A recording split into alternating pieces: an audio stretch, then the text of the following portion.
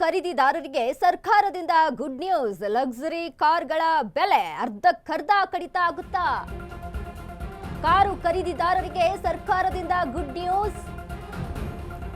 Luxury ಕಾರುಗಳ ಬೆಲೆ ಅರ್ಧಕ್ಕರ್ಧ ಕಡಿತ ಆಗುತ್ತಾ? ಕೇಂದ್ರ ಸರ್ಕಾರದಿಂದ ದೇಶವಾಸಿಗಳಿಗೆ ಬಂಪರ್ ಗಿಫ್ಟ್ ಸಿಗುತ್ತಾ? ಹಾಗಾದ್ರೆ ಭಾರತ ಯುರೋಪಿಯನ್ ಒಕ್ಕೂಟದ ಒಪ್ಪಂದ ಆಗಿದೆ. ಯುರೋಪಿಯನ್ ನಡುವೆ ಮುಕ್ತ ವ್ಯಾಪಾರ ಒಪ್ಪಂದ ಆಗಿರುವಂತದ್ದು. ಕಾರುಗಳ ಮೇಲಿನ ಟ್ಯಾಕ್ಸ್ 20% ರಿಂದ 40% ಇಳಿಕೆಯಾಗುವಂತಹ ಸಾಧ್ಯತೆ ಇದೆ. ಆಮದು ಕಾರುಗಳ ಮೇಲಿನ 70% ರಿಂದ 110% ತೆರಿಗೆ. ಸದ್ಯ ಆಮದು ಕಾರುಗಳ ಮೇಲೆ ಶೇಕಡಾ 110ರಷ್ಟು ಟ್ಯಾಕ್ಸ್ ಬೀಳುತ್ತೆ.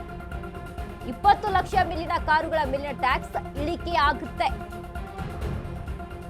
ವೋಲ್ಕ್ಸ್ವ್ಯಾಗನ್, ಮರ್ಸಿಡಿಸ್ ಬೆಂಜ್, BMW, ಐರೋಪ್ ದೇಶಗಳ ಕಂಪನಿಗಳ ಕಾರಿನ ಬೆಲೆ ಇಳಿಕೆ ಆಗುತ್ತೆ. ತೆರಿಗೆ ಇಳಿಕೆಯಿಂದ ಭಾರತದ ಮಾರುಕಟ್ಟೆಯ ಪ್ರವೇಶ. ಟ್ಯಾರಿಫ್ ಕಡಿತದಿಂದ ವಿದೇಶಿ ಕಾರುಗಳ ಬೆಲೆ ಇಳಿಕೆ ಆಗುವಂತದ್ದು. ದೇಶೀಯ ಕಾರ್ ಕಂಪನಿಗಳಾದ ಮಾರುತಿ, ಟಾಟಾ, ಮಹೀಂದ್ರಾಗೆ ಮುಂದಿನ ದಿನಗಳಲ್ಲಿ ಕಠಿಣ ಪೈಪೋಟಿಯನ್ನ ಕೊಡ್ತಾರೆ. ಇವಿ ಕಾರಿಗೆ ಮಾತ್ರ ಯಾವುದೇ ಟ್ಯಾಕ್ಸ್ ರಿಲೀಫ್ ಇಲ್ಲ. ಯುರೋಪಿಯನ್ ಒಕ್ಕೂಟದ ಜೊತೆ ಇಂದು ಒಪ್ಪಂದ. ಬಜೆಟ್ ನಂತರ ಅಥವಾ ಏಪ್ರಿಲ್ ಬಳಿಕ ನಿಯಮ ಜಾರಿಯನ್ನ ಮಾಡಲಾಗುತ್ತೆ. ನೋಡಿ, ಕಾರು ಖರೀದಿಯನ್ನ ಮಾಡುವಂತವ್ರಿಗೆ ಗುಡ್ ನ್ಯೂಸ್. ಇದೀಗ ಲಕ್ಸುರಿ ಕಾರ್ಗಳನ್ನ ಖರೀದಿ ಮಾಡಬೇಕು ಅಂತ ಎಷ್ಟೋ ವರ್ಷಗಳಿಂದ ಕನಸನ್ನ ಇಟ್ಕೊಂಡು ಕೂತಿರ್ತೀರಾ. ಇದು ಒಂದು ಬೆಸ್ಟ್ ಟೈಮ್ ಅಂತ ಹೇಳ್ಬೋದು ನಿಮಗೀಗ. ಹೀಗಾಗಿ ಕೇಂದ್ರ ಸರ್ಕಾರದಿಂದ ಒಂದು ಬಂಪರ್ ಗಿಫ್ಟ್. ಭಾರತ ಮತ್ತು ಯುರೋಪಿಯನ್ ಒಕ್ಕೂಟದ ಒಪ್ಪಂದ ಆಗಿದೆ ಅಲ್ಲಿ. ಸೊ ಹೀಗಾಗಿ ಯುರೋಪಿಯನ್ ನಡುವೆ ಮುಕ್ತ ವ್ಯಾಪಾರ ಒಪ್ಪಂದ ಆಗಿರೋದ್ರಿಂದ ಲಕ್ಸುರಿ ಕಾರ್ಗಳೇನಿದಾವೆ ಅವುಗಳ ಮೇಲಿನ ಟ್ಯಾಕ್ಸ್ 20 ರಿಂದ 40% ಇಳಿಕೆಯಾಗುವಂತ ಸಾಧ್ಯತೆ ಇದೆ. ಆಮದು ಕಾರುಗಳ ಮೇಲಿನ 70 ರಿಂದ 110% ತೆರಿಗೆ. ಸದ್ಯ ಆಮದು ಕಾರುಗಳ ಮೇಲೆ ಶೇಕಡಾ 110ರಷ್ಟು ಟ್ಯಾಕ್ಸ್ ಬೀಳುತ್ತೆ. ಸದ್ಯ 20 ಲಕ್ಷ ಮೇಲಿನ ಕಾರುಗಳ ಮೇಲಿನ ಟ್ಯಾಕ್ಸ್ ಇಳಿಕೆ ಆಗುತ್ತೆ.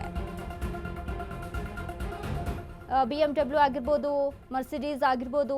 ಸೊ ಹೀಗಾಗಿ ಯಾವ ಕಾಸ್ಟ್ಲಿಯೆಸ್ಟ್ ಕಾರುಗಳು ಇದಾವೆ, ಸೊ ಇವುಗಳನ್ನ ಖರೀದಿ ಮಾಡಬೇಕು ಅಂತ ಎಷ್ಟೋ ಜನರ ಕನಸಾಗಿರುತ್ತೆ. ಆದರೆ ಅವುಗಳ ರೇಟನ್ನು ನೋಡಿದಾಗ ಅಲ್ಲಿ ತಲೆ ತಿರುಗಿ ಯಾಕೆ ಬೇಕು ಅನ್ನುವಂಥ ಒಂದು ಚಿಂತೆ. ಯಾಕಂದ್ರೆ ಅವುಗಳ ಅಷ್ಟು ಅಲ್ಲಿ ಬರ್ಸಕ್ಕಾಗಬೇಕಲ್ಲ ಅನ್ನುವಂಥದ್ದು ಒಂದು ಕಡೆ ಟೆನ್ಷನ್.